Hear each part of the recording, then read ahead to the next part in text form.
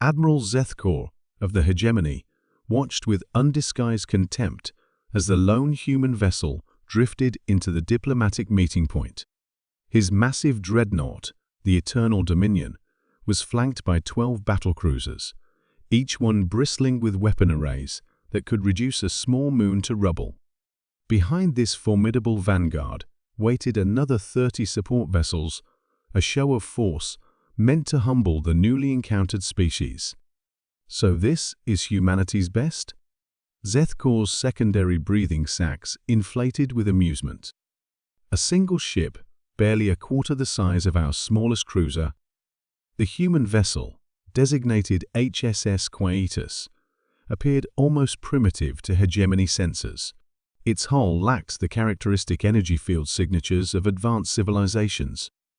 No quantum phase shielding, no graviton displacement engines, not even basic antimatter weaponry, just a smooth, dark hull with minimal protrusions and what appeared to be chemical thrusters. "Open communications," Zethkor ordered. His command staff exchanged knowing glances as the view screen flickered to life. Captain Elena Reyes of the HSS Quietus appeared on screen, her expression unreadable. Unlike the hegemony officers with their Baroque battle armor and cybernetic enhancements, she wore a simple blue uniform with minimal insignia. "Admiral Zethkor," she acknowledged with a slight nod. "Humanity extends peaceful greetings to the hegemony." The universal translator conveyed her words, but Zethkor had already dismissed her. "Captain, your species has been found encroaching on hegemony space. We have studied your transmissions and determined that humans are both technologically primitive and dangerously unpredictable. You will surrender your vessel and prepare for processing. Your homeworld will be annexed as a protectorate under hegemony guidance." Captain Reyes remained impassive. "I'm afraid that won't be possible, Admiral. We came to establish diplomatic relations, not surrender our sovereignty." Laughter rippled through the hegemony command deck.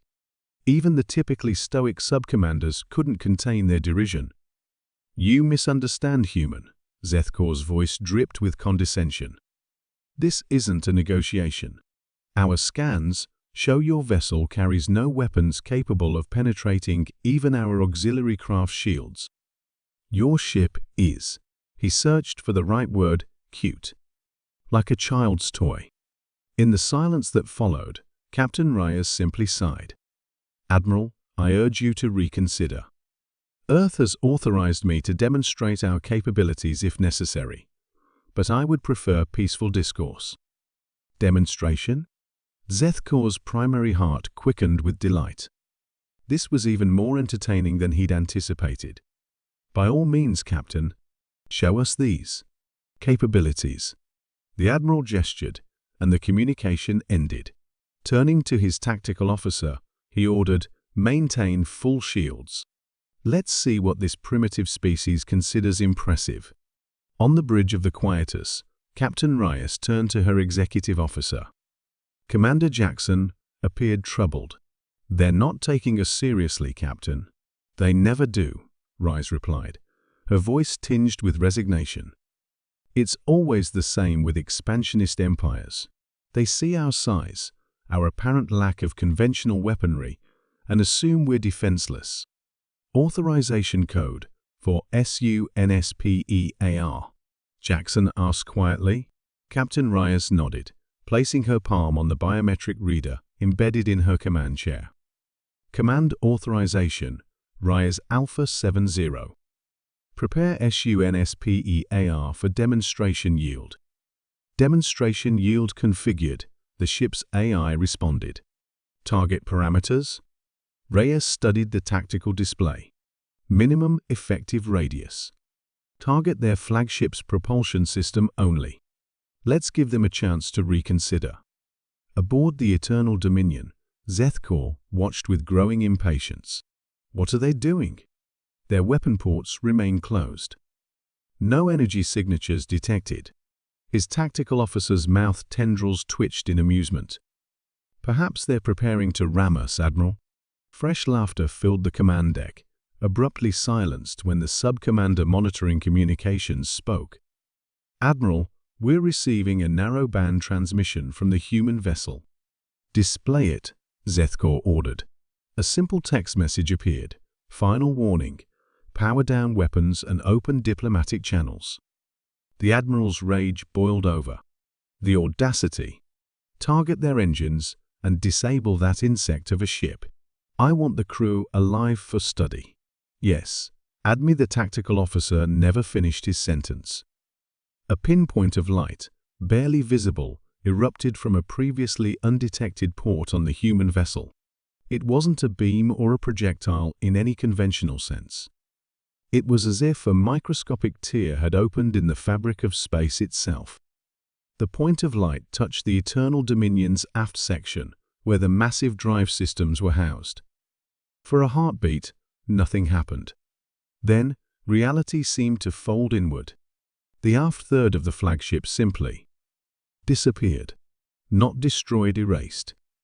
Where advanced propulsion systems had existed moments before, there was now a perfectly smooth concave absence, as if that section of the ship had never existed.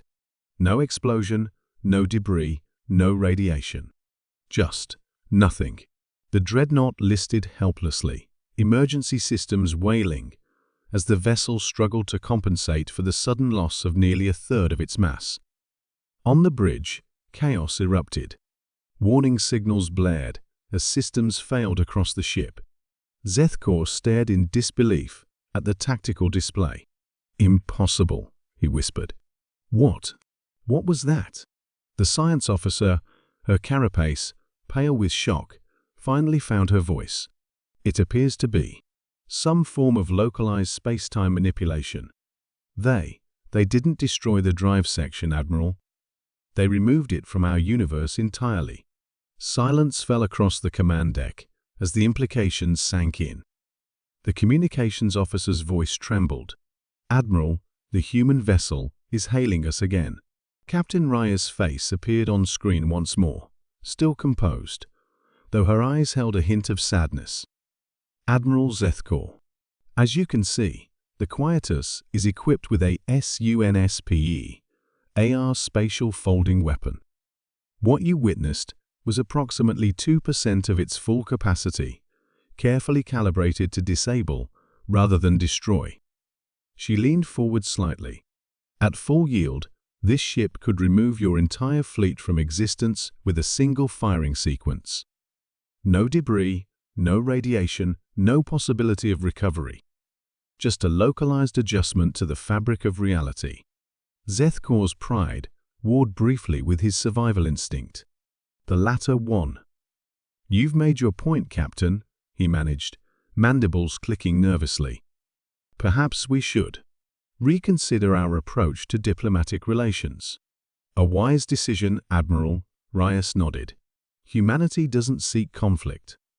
We've had enough of war among our own kind to last several lifetimes.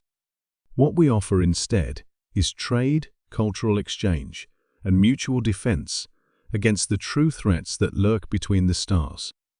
As terms were hastily negotiated and the hegemony fleet withdrew to a respectful distance, Commander Jackson approached his captain. "They'll be back, you know, with countermeasures or overwhelming numbers." Captain Reyes watched the hegemony vessels retreat, her expression thoughtful. "Perhaps, but they'll come as cautious negotiators, not conquerors. That's all we needed today." She turned from the view screen, allowing herself a small smile. "Besides, they still think SUNSPEAR is our only surprise. Let's hope they never need to learn about the others."